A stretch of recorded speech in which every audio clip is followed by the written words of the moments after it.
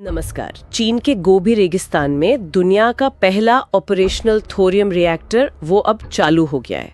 जी हाँ। और मजे की बात यह है कि ये टेक्नोलॉजी दशक पुरानी अमेरिकी पब्लिक रिसर्च पर आधारित है। बिल्कुल। तो आज हम इसी थोरियम तकनीक, इसके इतिहास और भविष्य पर थोड़ी गहराई से बात करेंगे। हाँ, और थोरियम को लेकर देखिए, उम्मीदें तो बहुत पुरानी हैं।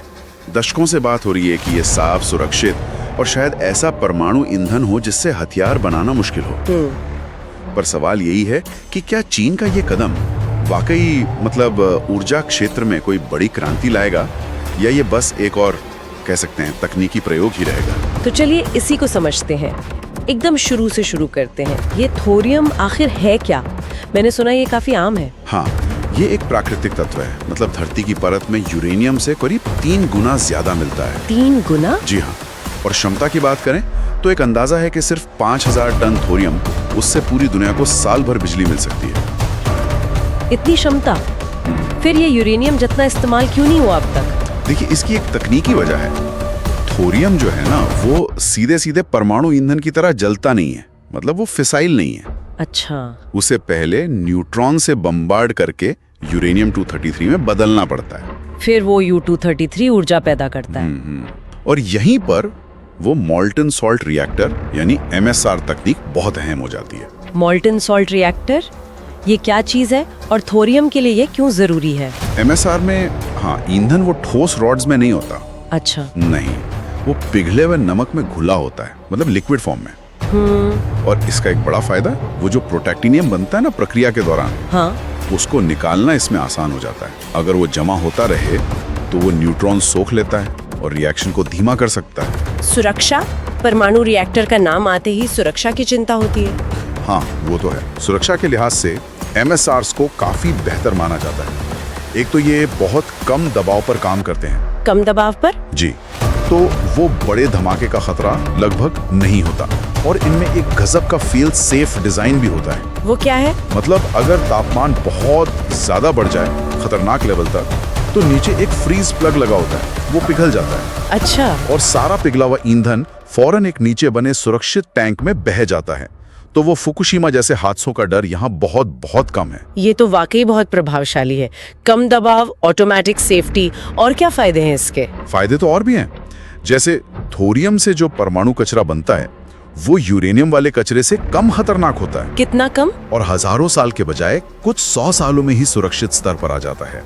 फिर ये ग्रीन हाउस गैसें नहीं छोड़ता, और जैसा हमने कहा, ये मिलता बहुत है। हाँ, वो 3 गुना वाली बात। जी। चीन के पास ही कहते हैं कि 20,000 साल तक की जरूरत का भंडार है। और अक्सर ये रेयर अर्थ मेटल्स की माइनिंग में साइड प्रोडक्ट के तौर पर मिल जाता है। और मैंने सुना है इसकी ऊर्जा दक्षता भी कमाल की है। हाँ, बहुत ज्यादा। यूरेनियम से अगर तुलना करें तो कितना ज्यादा? करीब 200 गुना ज्यादा ऊर्जा निकाल सकता है। 200 गुना? हाँ, इसको ऐसे समझे, मान लीजिए यूरेनियम की बराबर मात्रा से बनी बैटरी एक दिन चले, हाँ, तो थोरियम वाली बैटरी 6.5 महीने चल सकती है। 6.5 महीने बनाम एक दिन, ये तो अविश्वसनीय आंकड़े हैं। अगर ये इतना ही शानदार है, तो फिर हम अब तक यूरेनियम पे ही क्यों अटके हुए हैं? अमेरिका ने इस पे काम क्यों रोक दिया था? हाँ, ये एक दिलचस्प कहानी है। 1960 के दशक में अमेरिका की ओक रिज नेशनल लैब में एक एक्सपेरिमेंट हुआ था, MSRE। लेकिन तब देखिए, कोल्ड वॉर का जमाना था। अमेरिका का फोकस उन रिएक्टरों पर था जिनसे प्लूटोनियम बन सके हथियारों के लिए। अच्छा, ये वजह थी। हाँ, और ज्यादातर साइंटिस्ट वो सॉलिड फ्यूल वाली टेक्नोलॉजी के आदी थे। तो ये जो लिक्विड फ्यूल वाली नई तकनीक थी MSR की, उसे अपनाने में हिचक रहे थे। फिर विनबर्ग को प्रोजेक्ट से हटा दिया गया और 70 के दशक में ये रिसर्च बंद हो गई। कमाल है। जिस तकनीक को अमेरिका ने दशकों पहले छोड़ दिया, बिल्कुल, उसे अब चीन ने उठा लिया। एकदम।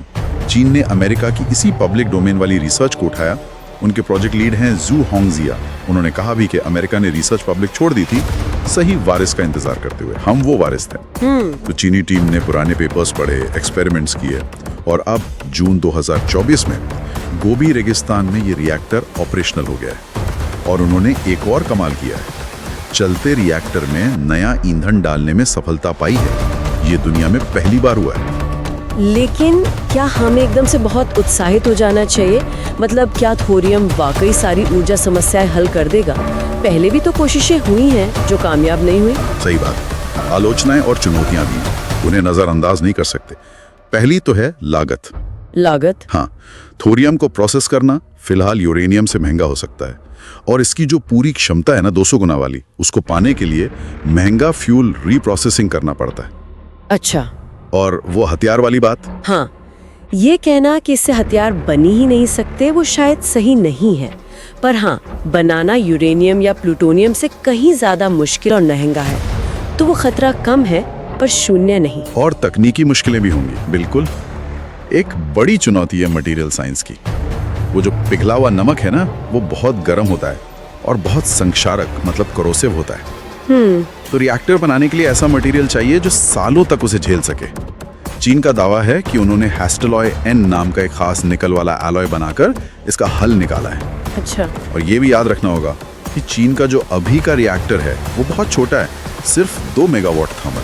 सिर्फ 2 मेगावाट? हाँ, हालांकि 2030 तक वो 60 मेगावाट का बड़ा रिएक्टर बनाने की सोच रहे हैं। और भारत, डेनमार्क, स्विट्जरलैंड, अमेरिका में भी कुछ स्टार्टअप्स कोशिश कर रहे हैं, पर वो सब अभी ज्यादातर कागजों पर ही हैं या बहुत शुरुआती स्टेज में हैं।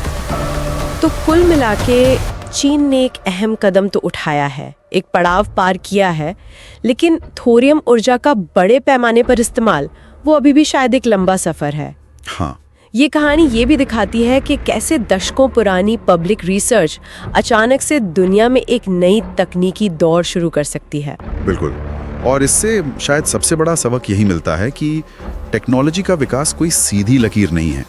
इसमें ठहराव आते हैं और कई बार दशकों की मेहनत और लगन चाहिए होती है। जैसा जू होंग ने कहा, इस फील्ड में कुछ बड़ा करने के लिए 20-30 साल एक ही दिशा में टिके रहने का धैर्य चाहिए। तो आखिर में सोचने वाली बात यह है, क्या ये तकनीक जिसे कभी अमेरिका ने नजरअंदाज कर दिया था, अब चीन के नेतृत्व में दुनिया का ऊर्जा भविष्य बनेगी, या फिर से आर्थिक और तकनीकी बाधाएं इसे रोक देंगी?